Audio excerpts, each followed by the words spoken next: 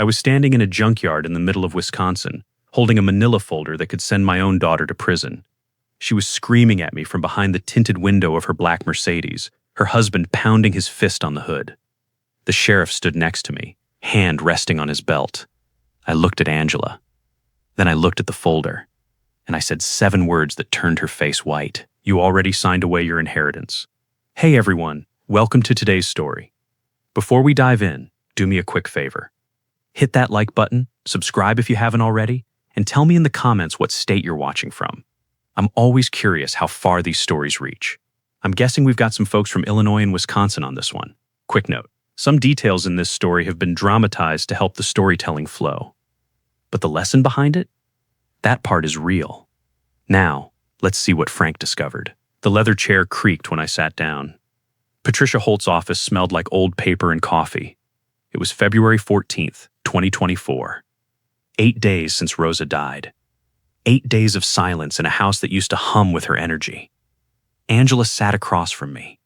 Her husband Michael stood behind her, both of them wearing black like they were attending a business meeting, not mourning my wife. Patricia opened the folder. Thank you both for coming. We'll proceed with the reading of Rosa Maria DeLuca's last will and testament. Executed August 3rd, 2023. Rosa had planned this. She knew what was coming. She had been planning for months. To my beloved daughter, Angela DeLuca Torres, Patricia read. I leave our family residence at 4225 Lincoln Avenue, Hinsdale, Illinois. Appraised value, $3.8 million. Additionally, my investment portfolio with Sterling Capital, current value $8.2 million. And my ownership shares in DeLuca Auto Supply, current value $4.5 million. Angela didn't smile, but her shoulders dropped half an inch. Relief. Patricia turned the page. To my husband, Frank Deluca, I leave the commercial property located at 1847 County Road D, Baraboo, Wisconsin. 10 acres including machine shop, salvage yard, and residential trailer. County appraisal, $195,000. The room went quiet. Angela blinked. Wait, she said slowly.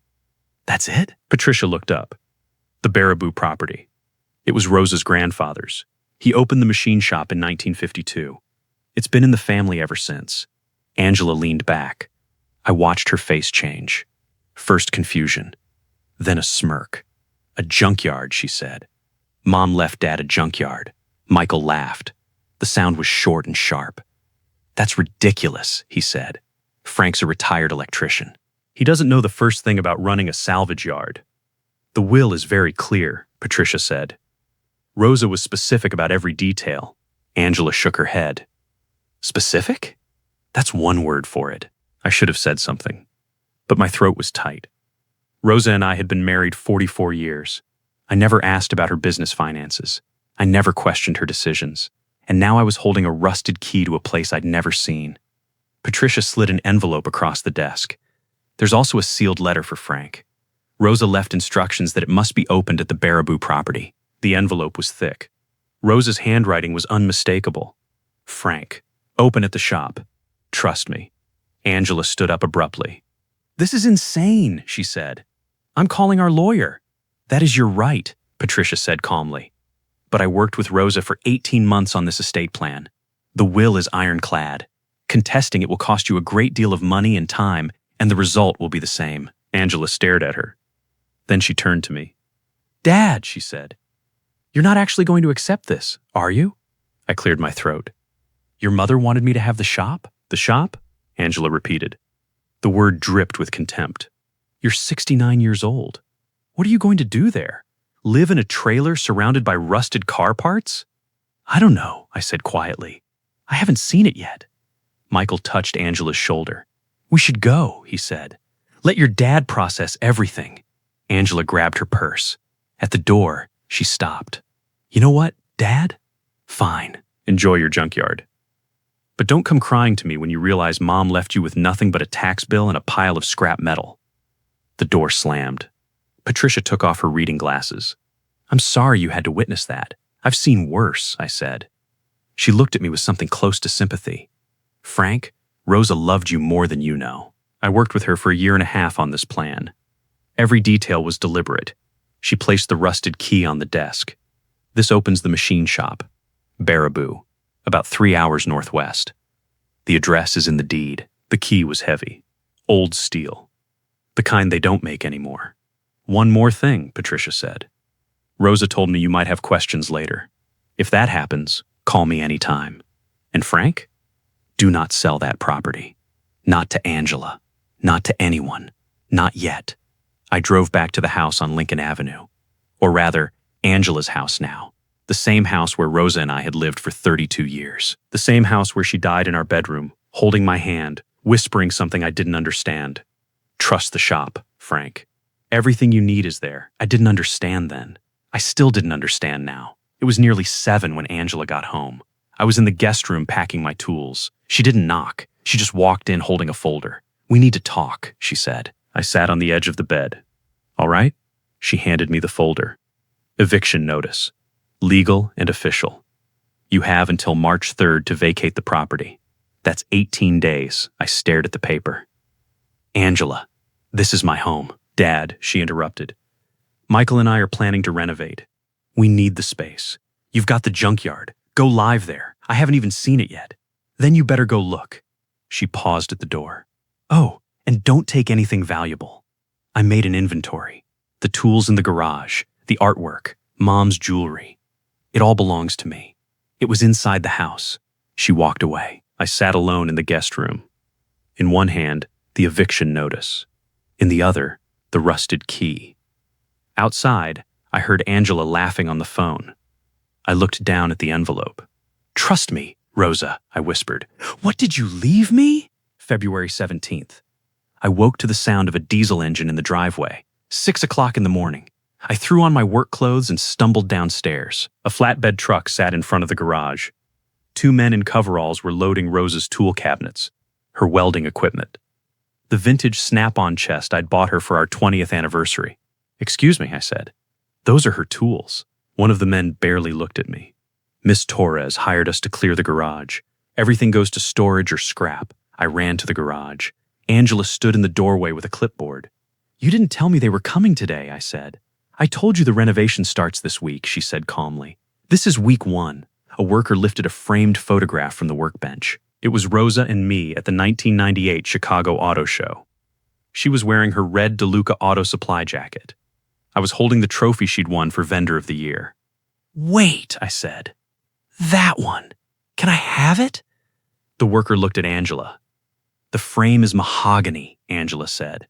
Worth $400. I don't want the frame, I said. I want the photo. Angela nodded toward the truck. Storage unit. You'll need my permission to access it. The worker walked past me. I watched the photo disappear into a cardboard box. Another worker jammed a crowbar into Rosa's workbench. Wood split. Something inside my chest cracked with it. Angela, please, I said. Your bedroom's next, she said casually. Movers arrive at noon. Guest room only. Remember, I retreated upstairs. The sounds of destruction echoed behind me. In the guest room, I sat on the narrow bed. 17 days until I had to leave. I pulled out my wallet. Inside was the one thing I'd made sure to grab, a photograph of Rosa and me on our wedding day, June 12th, 1979. I was 22, an apprentice electrician making $18,500 a year. Rosa was 20, working as a parts counter girl at her uncle's shop, studying mechanical engineering at night. We got married at St. Anthony's. Small reception at the church hall. No honeymoon. We couldn't afford one. 2 years later, Angela was born. I took overtime shifts at the electrical contractor. Rosa studied after the baby went to sleep. She graduated in 1984. By 1986, she had opened her first auto parts store. By 1995, Deluca Auto Supply had 6 locations. By 2005, 20 locations and a distribution center. I never worked for her company. I kept my electrician's license. I liked working with my hands. Liked knowing our daughter had a mother who was brilliant and never apologized for it. Angela grew up in that house. Private school. New cars. Summer camps in Aspen. Somewhere along the way, I watched her drift away from us. Or maybe just away from me. Money fascinated her more than people ever did. Then came March 2022. Rosa came home from the doctor, sat down at the kitchen table, and said 4 words. It's stage 4. Pancreatic. They gave her 12 months, maybe 14. I retired the next day. From that moment on, every hour belonged to her. But even as the chemo drained her strength, Rosa kept secrets. Trips to Baraboo she wouldn't explain. Meetings with Patricia Holt behind closed doors. Her office door locked more often. "What are you working on?" I asked once. "Just tying up loose ends," she said with a tired smile. "Don't worry." I should have pushed harder. But she was fighting for every breath. I couldn't add more weight to her shoulders. January 8th, 2024. Hospice bed in our bedroom. Angela visited for 15 minutes. Then she stepped outside to take a call and never came back in.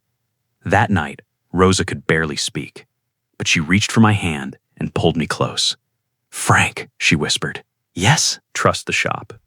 The shop in Baraboo, her fingers tightened weakly. "Everything you need is there. Rosa, I don't understand. Don't let Angela take it," she whispered. "Promise me, I won't let her take it." Her eyes closed. "I love you." 44 years wasn't enough. It was everything, I said. She died the next morning, January 9th, 66 years old. The funeral was small. Patricia Holt attended. A few vendors from Deluca Auto Supply. And one unexpected guest, Richard Vance. He ran Vance Automotive Group, Rosa's biggest competitor. He stood in the back, silent, watching. He never approached me. At the time, I thought it was strange. But grief makes everything feel unreal. Now, sitting in the guest room, I heard the drills downstairs again. They were tearing apart Rosa's garage, the place where she'd built an empire. I looked down at the wedding photo. She was 20 in that picture. Fearless, smiling, ready to take on the world. "I don't know what you left me, Rosa," I whispered. "But I trust you." February 24th, 7 days left. I was carrying a box of my clothes to the car when Angela pulled into the driveway. Her black Mercedes stopped behind me. A second car followed. A silver BMW. A thin man in a gray suit stepped out. Mid-50s. Sharp nose. Perfect hair. Leather briefcase. Angela walked beside him. "Dad," she said, "this is Mark Stevens. He specializes in elder care planning." The man nodded. "Mr. Deluca." Angela pushed open the front door. "We need to talk." Inside, she led us to the kitchen. The same kitchen where Rosa and I had cooked breakfast for 30 years. Now the counters were bare. The refrigerator was empty except for a few bottles of Angela's sparkling water. Mark opened his briefcase. He spread documents across the island. The top page caught my eye immediately. General Durable Power of Attorney. The words were in bold. "Mr. Deluca," Mark said in a smooth voice, "your daughter has expressed concern regarding your well-being. This document authorizes her to manage your financial affairs, property holdings, and medical decisions while you transition into a safer living arrangement." I pulled the paper closer. The language was dense. "The principal hereby grants the agent irrevocable authority over all bank accounts, real property, including parcels in Sauk County, Wisconsin, investment portfolios, and healthcare decisions. Effective immediately upon execution." My eyes stopped on one word. "Irrevocable," I said slowly. "That means I can't change my mind." Mark nodded calmly. "That is correct. It ensures continuity and stability." I turned to the next page. A paragraph was highlighted in yellow. Section 14. Emergency guardianship. In the event the principal is deemed unable to manage his own affairs, the agent may petition the court for full guardianship without prior notice. I looked at Angela. "You want control of everything, including the shop." She leaned forward. "Dad, the county filed a tax lien, $16,000 in unpaid property taxes. If you don't pay by June 1st, the property gets auctioned." She tapped the document. "If you sign this, I'll take care of it. The taxes, the bills, everything. You won't have to worry. And if I don't sign?" Mark tilted his head. "In that case, we proceed under Wisconsin Statute 54.01. Your daughter can petition the court for emergency guardianship. Given that you're 69 years old, recently widowed, living alone, and currently without stable income, a judge would very likely grant temporary control of your assets within 72 hours. I stared at Angela. I saw her the way she used to be. 7 years old, standing in the kitchen, crying because her bicycle chain broke. "Dad," she'd asked, "can you fix it?" The memory vanished. Now she was just a woman in an expensive coat staring back at me without hesitation. "You'd really do this?" I asked quietly. "I'm trying to help you," Angela said flatly. "You're not thinking clearly. I closed the folder. I slid it back across the table. "Get out." Mark rose immediately. Angela remained seated. "You've got 1 week," she said at last. "Think about it. Because if you don't sign that document, I'll file the petition, and a judge will make the decision for you." They left. The house fell silent. 5 days passed, March 1st. I was clearing the last of my things when I noticed the recycling bin at the curb. Angela had been throwing papers away all week. The bin was overflowing. A manila folder slipped out. The tab read, "Dad, residential options." Michael's handwriting. I opened it. Inside were glossy brochures. Pine Ridge Senior Living, Baraboo, Wisconsin. The cover showed a brick building with brown grass. Inside, photos of a dining hall with fluorescent lights. Plastic trays. Elderly residents staring at a television. Beneath the brochures was a contract. Resident name, Frank Deluca. Accommodation, shared occupancy, Wing C. Monthly rate, $3,200. Security deposit, $6,400. Non-refundable. My stomach turned. Then I saw the next line. Move-in date, March 15th, 2024. Authorized by Angela Torres, power of attorney. The resident's signature space was blank, waiting for me to sign the blue folder Mark had brought. Then something else. The date at the bottom of the contract, December 3rd, 2023. I read it again, December 3rd, 1 month before Rosa died, while she was still alive. While she was lying upstairs in hospice, struggling for every breath, Angela had already signed the paperwork to send me away. My hands trembled. I pulled out my phone. I typed, Pine Ridge Senior Living Baraboo, Wisconsin reviews. The results loaded. 2.3 stars, 38 reviews. I opened the first one. My father was left in a soiled bed for 8 hours. Staff ignored the call button. The next one. The food is terrible. My mother lost 15 pounds in 3 months. Another. Roaches in the kitchen. Management said they were water bugs. Another. My uncle's wedding ring disappeared. Staff claimed he lost it. No investigation. I photographed every page. The contract, the brochures, every review. Then I walked out to my car. I slid the folder beneath my toolbox in a stack of old electrical manuals. Hidden. Safe. Back inside, I sat on the guest bed. 2 days left. Angela had planned all of this while Rosa was still alive. The lawyer, the facility, the documents, the timeline. Everything was in place. All she needed was my signature. I reached for the framed photo on the nightstand. Rosa stood beside the first Deluca auto supply store in 1986, wearing her work shirt, grinning like she'd just won the lottery. "Did you know?" I whispered. "Did you see this coming?" I placed the photo in my duffel bag. I turned off the light and lay back. 2 days. 2 days until I could leave this place. 2 days until I discovered what Rosa had truly left waiting for me at that shop in Baraboo, March 2nd. The envelope arrived in the afternoon mail. Thick. Cream-colored. Return address, Sauk County Tax Assessor. I tore it open beside the mailbox. Notice of delinquent property tax. Property, 10 acres. Section 4, Township 12 North, Range 6 East. Owner, Frank Deluca. Amount due, $19,847.22. Deadline, June 1st, 2024. Penalty for non-payment. Property subject to public auction per Wisconsin statute. I read it twice. $19,847. Due in less than 3 months. My electrician's pension paid $2,400 a month.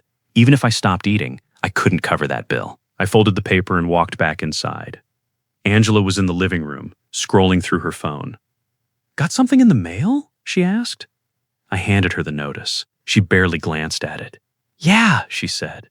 "The lien. I told you about that. You said $16,000. I rounded down. Penalties and interest stack up fast. She placed her phone on the coffee table. "Look, Dad, I've been thinking. You can't pay this. And honestly, that junkyard isn't worth anything. 10 acres of rust and a collapsing shop in the middle of nowhere." She clasped her hands. "But I'm willing to help you out.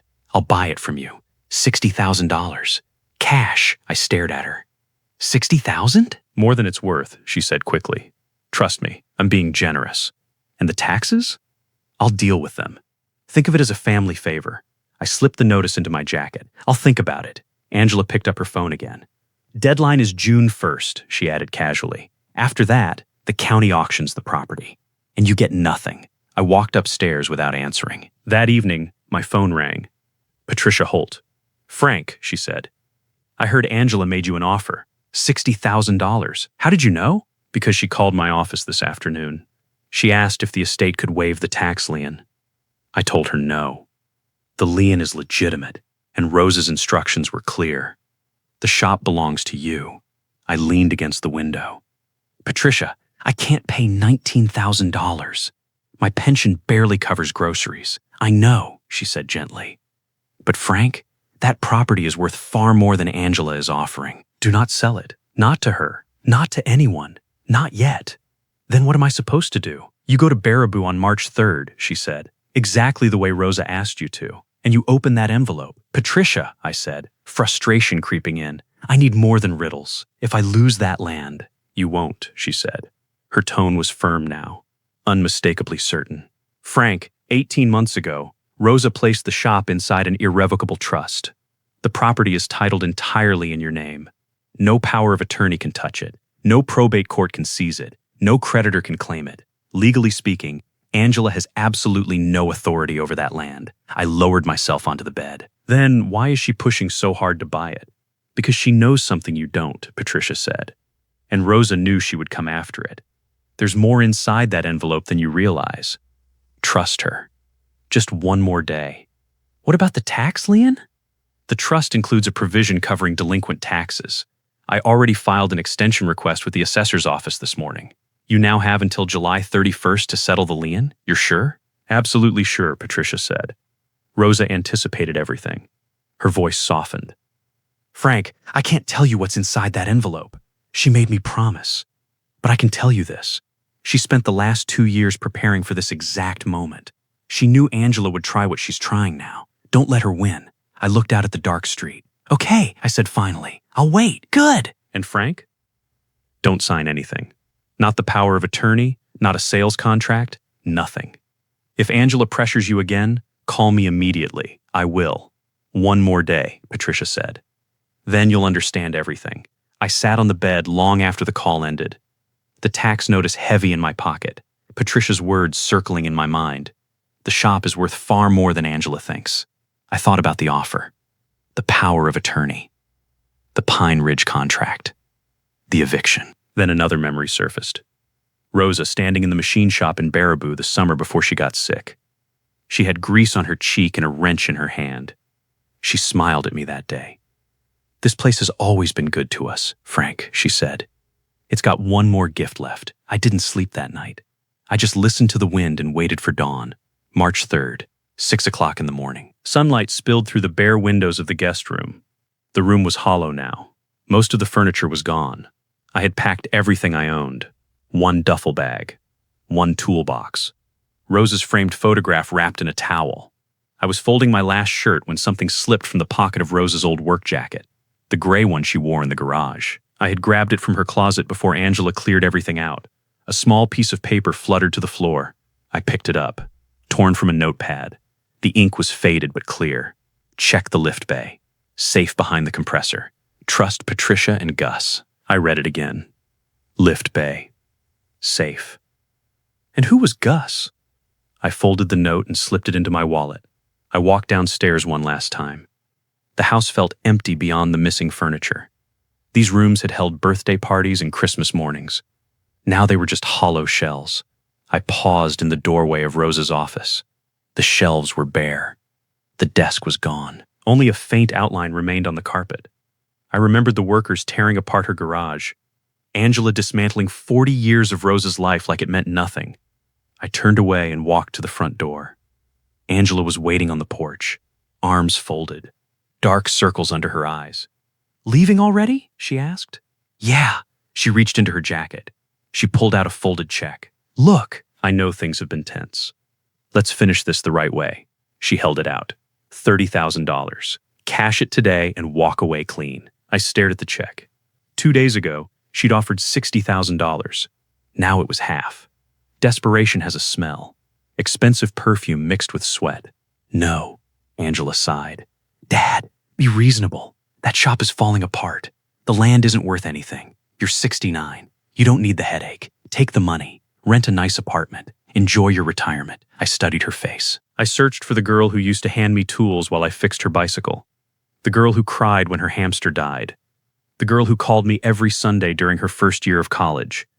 I couldn't find her anymore. I took the check from her hand. I tore it once. Then again. Then into 4 pieces. I handed the scraps back to her. I'll take my chances. Angela's jaw tightened. You're making a mistake. I lifted my duffel bag and walked to the truck. Behind me, Angela shouted something. I didn't stop. I set the bag in the passenger seat. I started the engine. In the rearview mirror, she stood on the porch, hands in her pockets, watching me leave. I turned the corner. I didn't look back. The drive to Baraboo took just under 3 hours. Chicago slowly faded behind me. The suburbs disappeared. Then the strip malls. Then the traffic lights. Soon the road opened into wide stretches of countryside. Cornfields. Barns. Billboards advertising cheese curds and flea markets. I passed through Rockford. Then Madison. Each town smaller than the last. Around 10:30, I turned onto County Road D. The narrow 2-lane road sliced through rolling hills. 10 miles later, I saw the mailbox. Deluca. The letters were hand-painted in fading red. I turned onto the gravel drive. The machine shop sat about a quarter mile from the road. It was a long, low building made of corrugated steel and red brick. The paint was peeling. One of the overhead doors was rusted shut. Behind it stood a salvage yard. Acres of old cars and trucks in neat rows. Beyond that, a small trailer. I parked and shut off the engine. Silence wrapped around the property. No traffic. No voices. Just wind moving through the pines and the slow creak of a metal sign swaying on a chain. I stepped out and looked around. 10 acres. The land rolled gently, dotted with oak trees and rusted fence posts. The kind of place most people would drive past without noticing. Angela was right about one thing. At first glance, it looked worthless. I thought about the torn check, the tax lien, the guardianship petition, the phone calls. I pulled Rosa's note from my wallet, checked the lift bay, safe behind the compressor. My eyes moved toward the shop, then toward the trailer. The rusted key Patricia had given me was still in my pocket. I climbed the wooden steps to the trailer. The door creaked. I slid the key into the lock. It turned with a heavy click. Inside, dust floated through the dim light. The air smelled of oil and old leather. The trailer was small. One main room, a kitchenette, a narrow bed, a card table, and an old trunk against the far wall.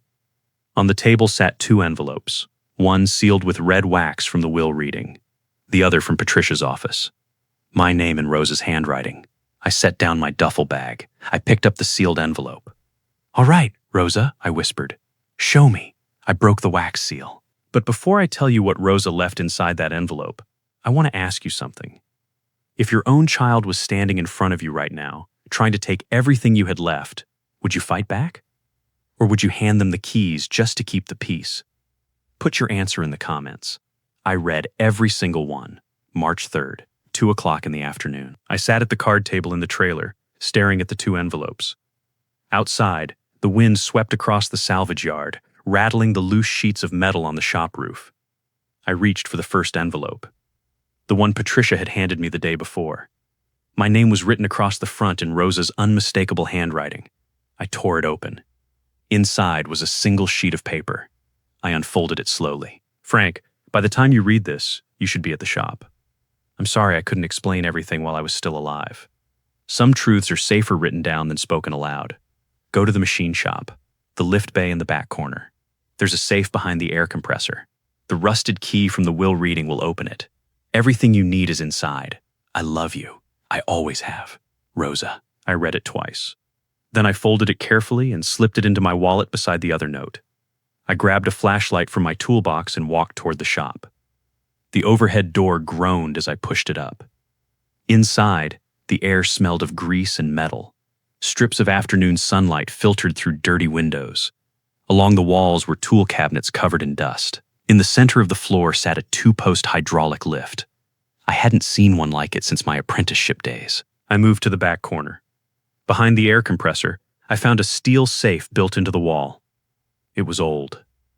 painted green, a thick dial and a keyhole. I pulled out the rusted key Patricia had given me. It slid into the keyhole. I turned it. With a heavy clunk, the safe opened. Inside were 3 folders stacked neatly. Each one was labeled in Rosa's careful handwriting. Red folder, Angela. Evidence, blue folder, Vance Automotive. Conspiracy, green folder, trust and patents. On top of the folders was another envelope. My name on the front. My hands trembled as I opened it. Frank, if you're reading this, it means I'm gone. And Angela has already tried to take the shop. There are 3 things you need to understand. First, Angela stole $340,000 from the company over the past 24 months. She forged my signature on vendor checks, created fake supplier accounts, and lied to our accountant. I discovered what she was doing in October 2022. I never confronted her. Instead, I documented everything. Second, Angela has been working with Richard Vance since November 2022. Together, they plan to force you into a nursing facility, obtain control of the shop through a fraudulent guardianship petition, and then sell the land and everything on it to Vance for pennies. Third, and most important, this shop contains something I built in secret. In the back room, behind the parts shelves, you'll find my final project, a thermal management system for electric vehicle batteries. I filed the patent 18 months ago. It's worth approximately $22 million in licensing agreements. I already have a signed deal with Meridian Motors. They'll pay $4.2 million per year in royalties. The green folder has the contract. I transferred the shop into an irrevocable trust in your name 18 months ago. Angela cannot touch it. No power of attorney, no guardianship order, no creditor can legally claim it.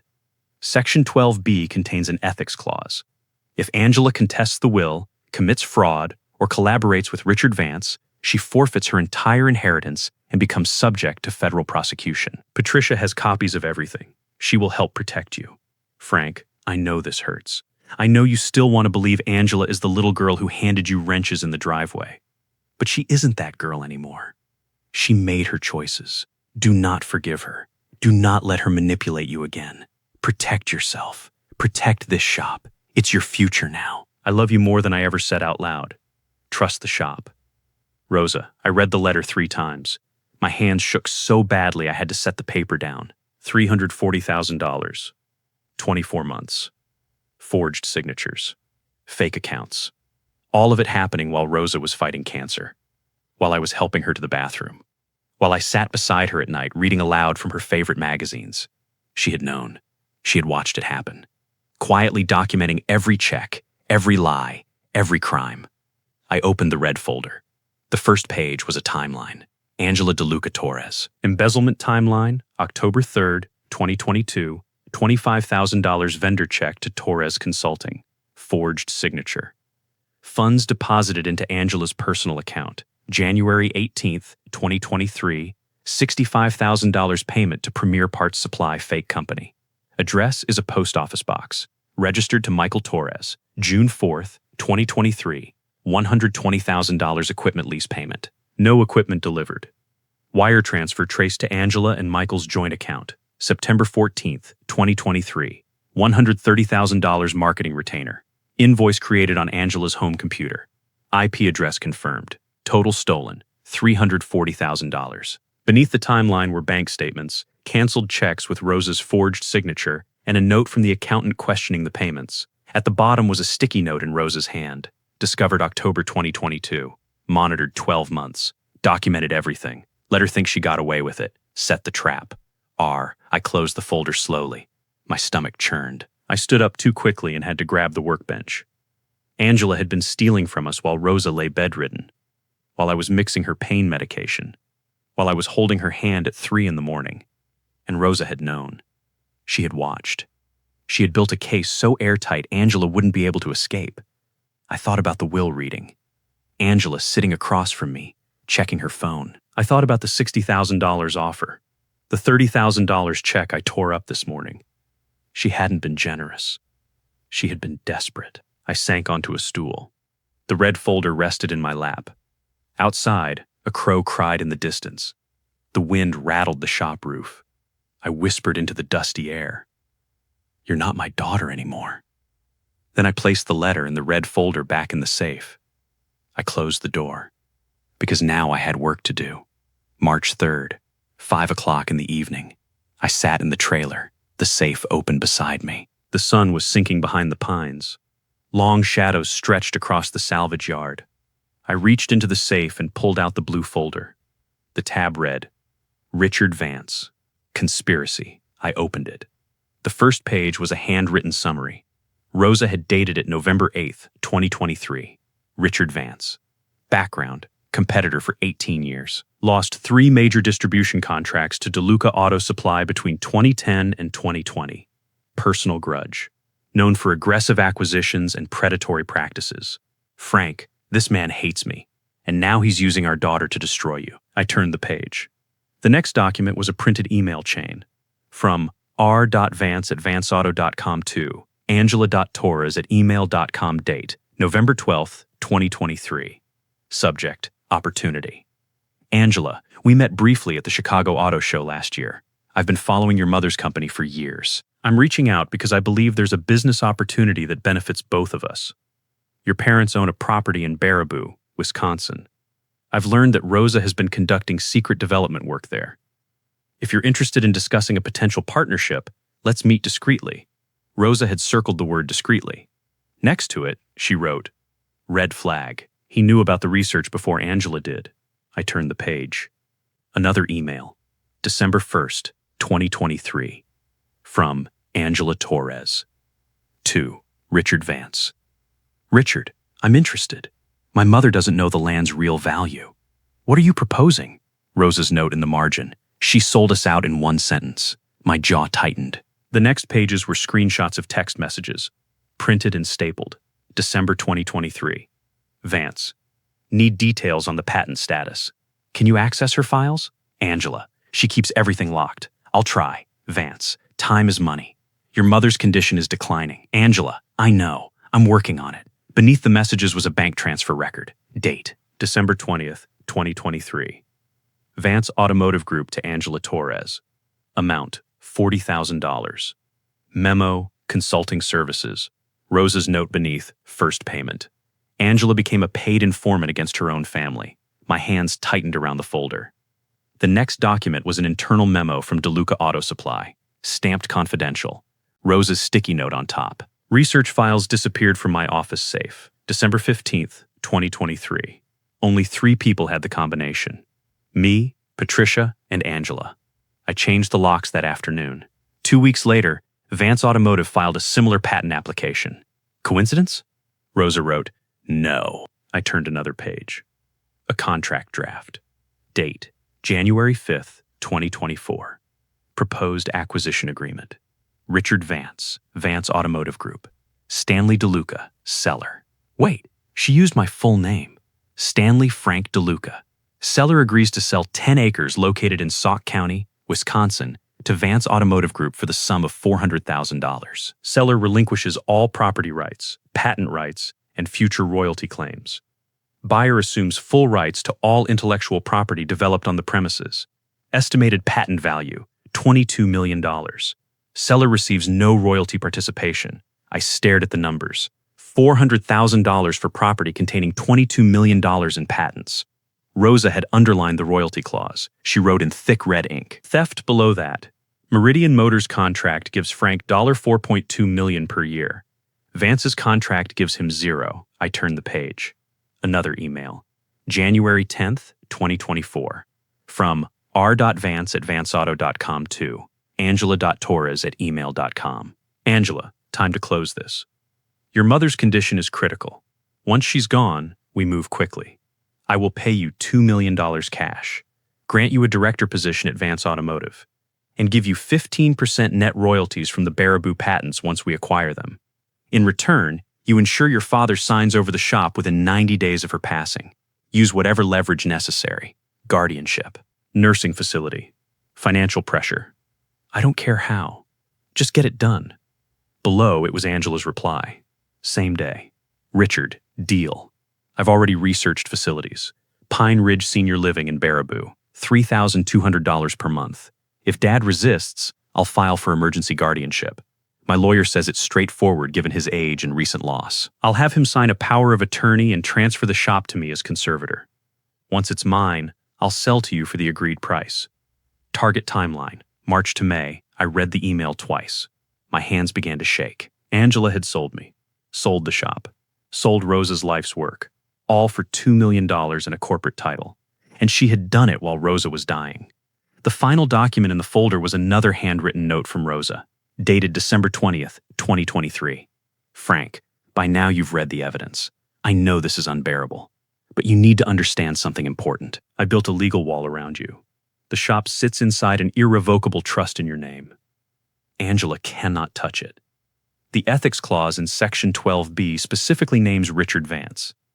If Angela attempts any transaction with Vance or any company he controls, she immediately forfeits her inheritance and faces federal fraud charges. Patricia has copies. The FBI has copies. It's ironclad. I've also finalized the licensing agreement with Meridian Motors. They will handle all manufacturing. You receive $4.2 million per year. The contract is in the green folder. Vance's contract would have stolen everything. Do not negotiate with him. Do not negotiate with Angela.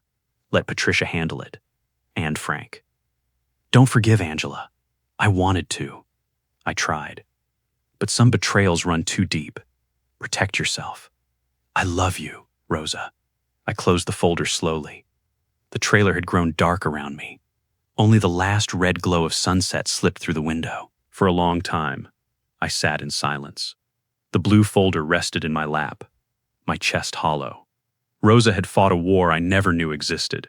While I was sitting beside her bed reading aloud at night, she had been gathering evidence, building legal traps, negotiating contracts, protecting me, protecting this shop, protecting everything Angela and Vance tried to steal. Outside, the wind rose again, rustling through the pines.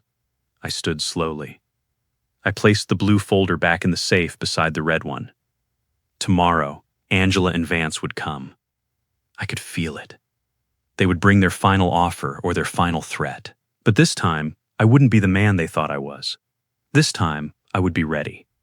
March 3rd, 8 o'clock in the evening. I was still sitting in the trailer when I heard boots on the wooden steps. Slow. Heavy.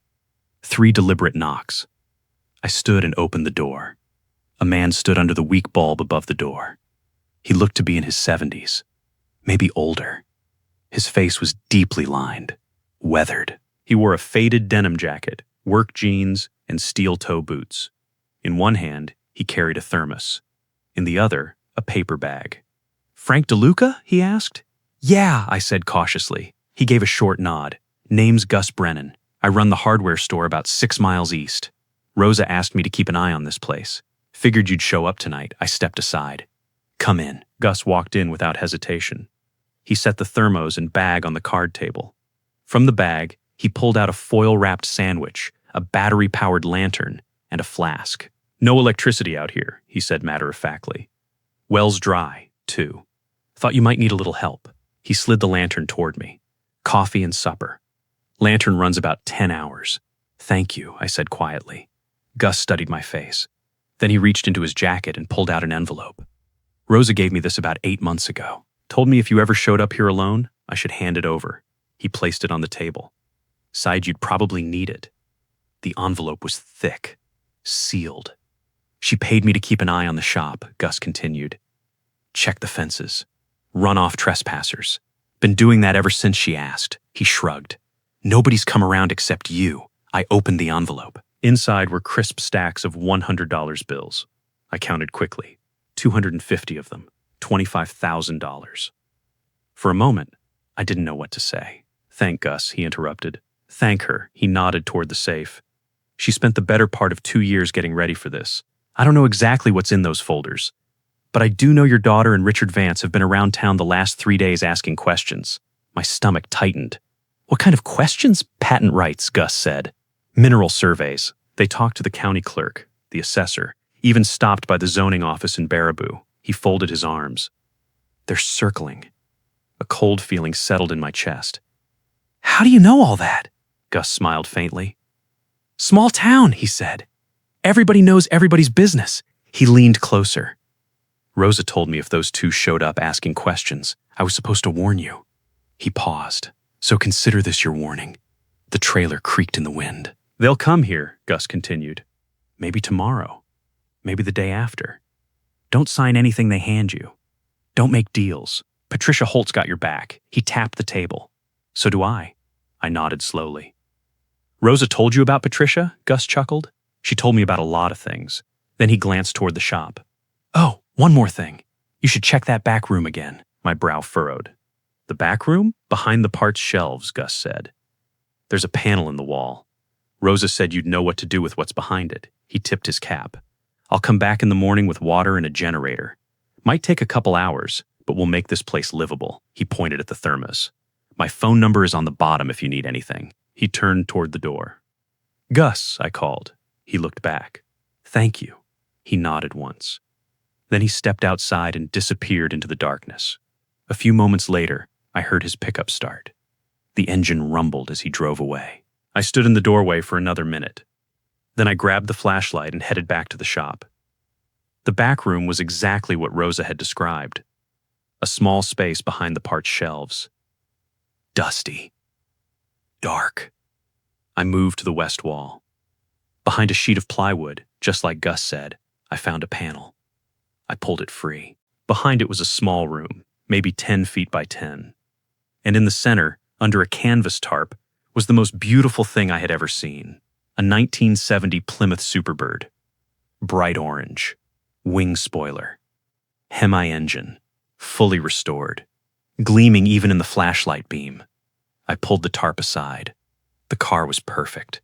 Not a scratch. The interior was white leather. On the dashboard sat a small plaque. For Frank. The first car we ever restored together. 1983. Love, Rosa. My throat tightened. We had found this car in a junkyard outside Milwaukee when Angela was 4. We spent 2 years rebuilding it in Rosa's uncle's garage. Every weekend. Every night after work. It was the project that taught me how much I loved working with my hands, and how much I loved her. I thought it was sold decades ago. Rosa must have bought it back, restored it again, hidden it here. But that wasn't all. On the passenger seat sat a metal box. I opened it. Inside were the original patent documents for the thermal management system, dated and notarized. A signed licensing agreement with Meridian Motors, $4.2 million annually, and a small digital voice recorder. I pressed play. Rosa's voice filled the small room, weak but clear. Frank, if you're hearing this, I'm gone, and I bet Angela is standing right next to you, or close by. So I'm going to say this directly to her. Angela, I knew. I knew about the embezzlement. I knew about Vance. I knew about Pine Ridge. I documented everything. And if you're hearing this, it means you've already lost. The trust is ironclad. The patents belong to your father. And you? You get nothing. Frank, I love you. Trust the shop. It always had one more gift left. The recording ended. I stood in the dark, holding the recorder, staring at the Superbird. This was the undeniable proof. The car she and I had rebuilt with our own hands. The patent that would secure my future. The recording that would destroy Angela's plan in front of any judge, any jury, any witness. I carried the metal box back to the trailer. I locked the shop. Outside, the wind had picked up, rustling through the pines. I poured coffee from Gus's thermos. I unwrapped the sandwich, ham and cheese. Simple. Perfect. I ate standing by the window. Outside, the salvage yard was completely dark. The sky above was filled with stars. No streetlights, no traffic, just wind and silence. I thought about everything that had happened in the last 12 hours. Angela stealing from us, Vance's conspiracy, the patent, the trust, the car. And then I thought about the fortress Rosa had built around me. Patricia with the legal documents. Gus watching the land. The FBI evidence in the safe. The ethics clause waiting to trigger if Angela made one wrong move. I was 69 years old, sitting in a trailer with no electricity, no running water, and $22 million in patents behind me. But for the first time since Rosa died, I didn't feel alone. She had built walls around me, strong ones, and I was standing safely inside them. I finished the coffee. I walked over to the cot. Before lying down, I pulled Rosa's letter from my pocket. I read the final line again. I love you more than I ever said. Trust the shop. I folded the letter carefully. I placed it on the card table. Outside, Somewhere beyond the salvage yard, a coyote howled. The wind rattled the trailer door. I closed my eyes, and for the first time in weeks, I slept. March 5th, 10 o'clock in the morning. The sound of tires on gravel pulled me out of sleep. 2 vehicles, one engine smooth and expensive, the other deeper, a diesel truck. I sat up on the cot. I pulled on my boots. I looked out the window. A black Cadillac sedan sat near the front of the yard. Behind it, a black Ford F-250. Angela stepped out of the Cadillac first. Suit. Sunglasses. She looked like she was walking into a corporate merger instead of a salvage yard. The truck door opened next. The man who stepped out moved slowly but confidently. He looked about 65. Gray hair combed straight back. Charcoal vest over a white shirt. No tie. No jacket. The kind of man who didn't need them. Richard Vance. I stepped away from the window. Before heading outside, I picked up my phone from the card table. I checked the recording I'd saved. Still there. Good. I also grabbed the metal box with the recorder and the patent documents. I slipped my phone into one pocket, the recorder into the other. I walked out onto the shop steps. Angela saw me immediately. She removed her sunglasses. "Dad," she called. "We need to talk." "No," I said calmly. "We don't." Vance stepped forward before Angela could respond. He extended his hand. "Mr. Deluca, Richard Vance. I operate an automotive group based in Chicago. I've been following the situation with your property, and I believe I can offer you a solution." I looked at his hand. Then I ignored it. "How exactly do you plan to help?" Vance smiled. Thin. Practiced. You're currently sitting on property that's worth far more than you realize. The tax lien. The legal complications. The maintenance. It's a great deal of pressure for anyone, especially a man in your position. He paused. "I'd like to make things simple. $2 million cash today. You sign over the deed. I take care of the tax lien, the legal issues, everything. You walk away completely free." I turned slowly toward Angela. "You brought him here." She shifted. "Dad, it's a good offer. More than fair.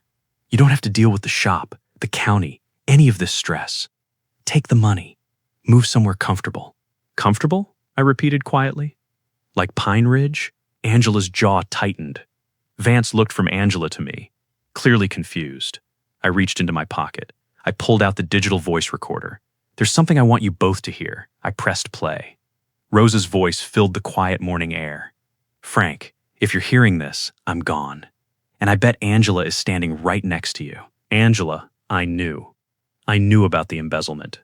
I knew about Vance. I knew about Pine Ridge. I documented everything. And if you're hearing this, it means you've already lost. The trust is ironclad. The patents belong to your father. And you? You get nothing. The recording ended. Angela had gone pale. Vance's smile vanished. I slipped the recorder back into my pocket. That recording was made by my wife 2 months before she died, while she was in hospice. While you, Angela, were stealing from her company and planning to lock me in a nursing home. I looked directly at Vance. "How much were you paying her?" Angela didn't answer. $2 million, I continued. Director position. 15% royalties. In exchange, she tricks me into signing away my property so you can steal a patent worth $22 million. Vance's tone hardened. "You're making a mistake. That land is worthless without proper manufacturing capability and distribution. I'm offering you $2 million today. That's more money than you'll ever see otherwise." "Worthless?" I asked quietly. "Then why are you here?" Vance opened his mouth, stopped. Angela stepped forward suddenly. "Dad, stop being stubborn. The patent." She froze. "Too late." I smiled slightly. "Patent. You just said patent." Angela closed her eyes briefly. Vance turned toward her with a look sharp enough to cut steel. Then another engine sounded in the distance. A white SUV rolled up the gravel drive. It stopped beside the Cadillac. Patricia Holt stepped out. She carried her leather briefcase. Behind her came a man in his 40s wearing a navy polo shirt with a Meridian Motors logo. Patricia walked directly toward me. "Good morning, Frank," she said pleasantly. "I see we have visitors," Vance straightened. "This is a private discussion." "Not anymore," Patricia replied. She opened her briefcase. She removed 2 stacks of documents. The first she handed to Vance. Cease and desist order. You are prohibited from contacting Mr. Deluca, making financial offers regarding this property, or conducting any business activity connected to this shop or its patents. She folded her arms. Violation results in immediate legal action. Vance looked down at the page. On what grounds? The irrevocable trust created by Rosa Deluca specifically names you, Mr. Vance, as a prohibited party under Section 12B. Any attempt by Angela Torres to sell, transfer, or negotiate this property with you or any entity you control results in immediate forfeiture of Angela's inheritance. It also opens both of you to federal fraud charges. Vance's face went completely still. Patricia turned to Angela. The second document is for you. Angela took it silently. Notice of trust violation investigation. If you pursue a guardianship petition, attempt a power of attorney arrangement, or enter any business agreement involving Mr. Vance, you lose everything. The house in Hinsdale. The investments. The company shares. All of it reverts immediately to your father. Angela stared down at the papers. Patricia gestured toward the man beside her. This is James Chen, Director of Strategic Partnerships at Meridian Motors. James stepped forward. He nodded respectfully. Mr. Deluca, your wife and I finalized a licensing agreement 6 months ago. He glanced at Vance. Meridian Motors holds exclusive rights to the thermal management patent developed on this site. The agreement was formally executed under authority granted in Mrs. Deluca's trust documents. He turned to me. You will receive $4.2 million annually in royalties. First payment arrives next quarter. Then he looked at Vance. We've also filed a complaint with the U.S. Patent Office regarding your competing application. It's been denied. Silence settled over the yard. Vance turned slowly toward Angela. You told me this was handled.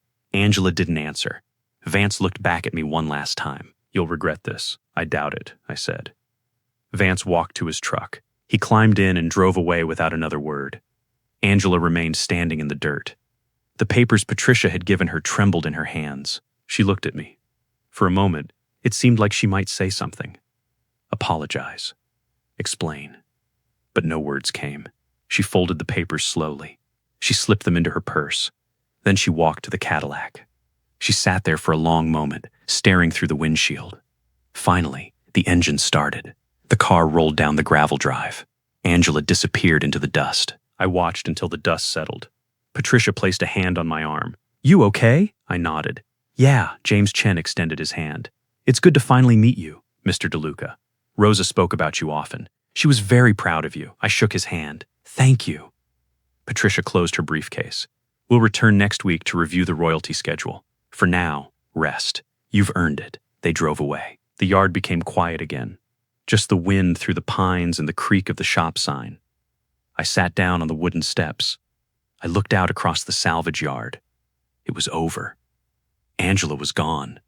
Vance was gone. And somehow, I was still standing. I whispered softly into the wind. We did it, Rosa. The breeze carried my voice across the yard. And for just a moment, I thought I heard her answer. Gus showed up an hour later. I heard his pickup before I saw it. He climbed out, thermos in hand, and surveyed the empty yard. They came, didn't they? He said. Yeah, I said. They came. He walked over and sat beside me on the steps. He poured coffee into the thermos cap and handed it to me. We sat in silence for a while. Rosa would have loved seeing this, Gus said finally. Yeah, I said softly. She would have. A few of Gus's friends from town had gathered near the fence line. Old mechanics, retired farmers. They'd heard the Cadillac and the truck. They clapped when they saw me sitting there. One of them, an old man named Joe who ran the gas station, shouted across the yard. Way to go, Frank! That's how you handle vultures! I raised my coffee cup in their direction. They cheered. It wasn't a big crowd, maybe 6 or 7 men, but their voices carried across the salvage yard like a chorus. Gus clapped me on the shoulder. You're one of us now, he said. Rosa knew what she was doing when she brought you here. We sat there until the sun climbed high overhead. The pines swayed. The shop stood quiet behind us. And for the first time in months, I felt like I was exactly where I was supposed to be. April 15th, 2024. I sat in Patricia's office with a yellow legal pad covered in notes. She had invited a nonprofit specialist named Laura Brennan. Sharp-eyed. Efficient. You're absolutely certain about this? Laura asked. $1 million to start, I said. The Rosa DeLuca Foundation? Laura wrote it down. 3 pillars, education, I said. Trade school scholarships for kids who want to become mechanics and electricians, $5,000 each. Priority to students in Sauk County. Laura nodded. Straightforward. Second, I said. Small business grants, $25,000 each. No interest, no repayment. Condition, they hire locally. We can structure those as conditional forgivable loans, Laura said. Third, I leaned back. Cancer support. Rosa fought for 14 months. I watched the bills pile up. A lot of families can't afford that fight. Laura's expression softened. Medical bills? Travel? Lodging? All of it, I said. Laura closed her notebook. Seed funding, $1 million to start. The Meridian royalties will add another $4 million per year. We'll help more people every year. One last question, Laura said. The foundation name? I didn't hesitate. The Rosa Maria DeLuca Foundation, May 3rd, 2024. The Baraboo Community Center was packed. 120 people filled the folding chairs. Students, parents, teachers, local business owners. A banner stretched across the stage. Rosa Maria DeLuca Foundation. First annual scholarship awards. I walked out onto the stage. The room quieted instantly. My name is Frank Deluca, I began. Most of you don't know me. But many of you knew my wife, Rosa. She grew up not far from here. She built a company that employed hundreds of people. And she never forgot where she came from. I gripped the podium. Rosa believed something very simple. Wealth isn't what you keep. It's what you give away. The room was silent. Today we're awarding 30 scholarships, $5,000 each. That's $150,000 total. It won't pay for everything. But it's a start, I smiled. And here's the only thing I ask in return. Make her proud. Study hard. Work hard. And when you make it, help the next kid who needs a chance. The room erupted in applause. One by one, the students walked across the stage. Some smiled. Some cried. One young man shook my hand so hard my shoulder popped. Another hugged me so tight I almost lost my balance. The last name Patricia called was Marcus Jennings. He walked on stage slowly, hands trembling, 19 years old. He accepted the envelope and looked up at me. Thank you, Mr. DeLuca, he said softly. I want to be an electrical engineer, like my dad. But he got sick last year. We couldn't afford school. For a moment, I saw myself at 22, standing in Rosa's uncle's garage, holding a wiring diagram I barely understood. I smiled. Don't be like me, Marcus. Be better. Be like her. Tears streamed down his face as he nodded and walked off. After the ceremony, parents crowded around shaking my hand. I smiled. I nodded. But inside, I was somewhere else. I was back in that hospital room, holding Rosa's hand, listening to her whisper, "Trust the shop." She had been right. The shop had given me everything, and now I was giving it back. That night, I stood on the shop steps. The Superbird sat under a new carport I'd built. Beside me, the pines swayed in the evening breeze. I thought about the 30 students holding their envelopes, 30 futures that might never have existed without Rosa's vision. My eyes filled with tears. The first tears I'd shed since she passed. I whispered into the wind. Rosa, this is your legacy. The breeze carried my voice across the salvage yard. The shop stood quiet behind me, and for the first time in 2 years, I knew I was finally living the life she had built for me. Thank you for staying with me through this story. If it meant something to you, please subscribe so you don't miss the next one. These stories take time to put together, and your support helps more than you know. Hit the like button before you go. And if you want to hear more stories about people who fought back when the odds were stacked against them, that notification bell is your best friend. February 28th, 2025. Dawn. I stood in the salvage yard, breath misting in the cold air, 70 years old today. 1 year since Rosa passed. The shop had grown. New roof, new windows, a generator that didn't sputter. The salvage yard was organized now. Clean. We employed 6 local mechanics full-time. The Superbird sat in the front bay, gleaming under the fluorescent lights. Kids from the trade school came by on weekends just to look at it. 1 year ago, I was 69, homeless, sitting in a guest room with an eviction notice and a rusted key. No money, no plan. Just Rosa's voice in my head. Trust the shop. Now the shop was worth millions. Royalty checks came in every quarter.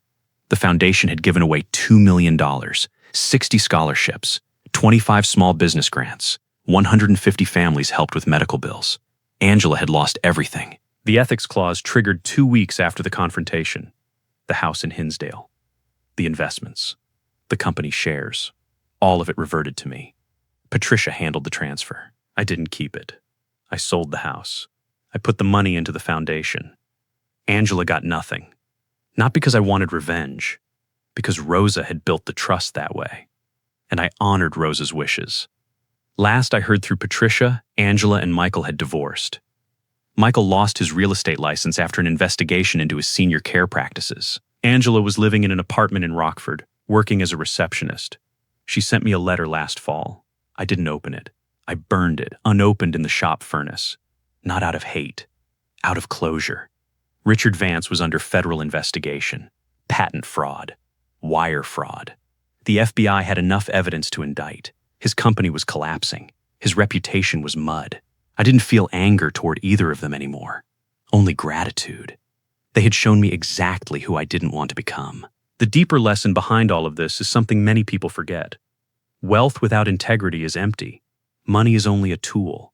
What truly defines a person isn't how much they accumulate, but what they choose to do with it. Rosa understood that better than anyone. She didn't just leave me a shop or patents on paper. She left me a direction, a purpose, a way to turn betrayal into something meaningful. If there is any kind of revenge hidden inside this family story, it's this. When people try to destroy you, the most powerful response isn't anger. It's building something so meaningful, so lasting, that their cruelty eventually fades into irrelevance.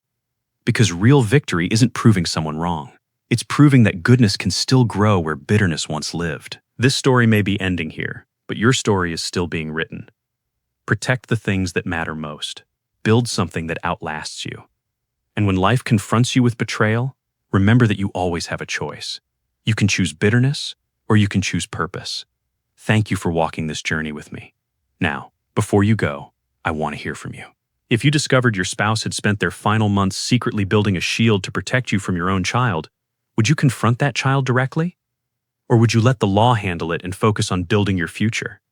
Share your thoughts in the comments. And just a gentle reminder, while this story draws inspiration from real themes like inheritance, elder justice, and family betrayal, some elements have been dramatized for storytelling purposes. If this kind of content isn't for you, feel free to find something that suits you better. Either way, thank you for being here.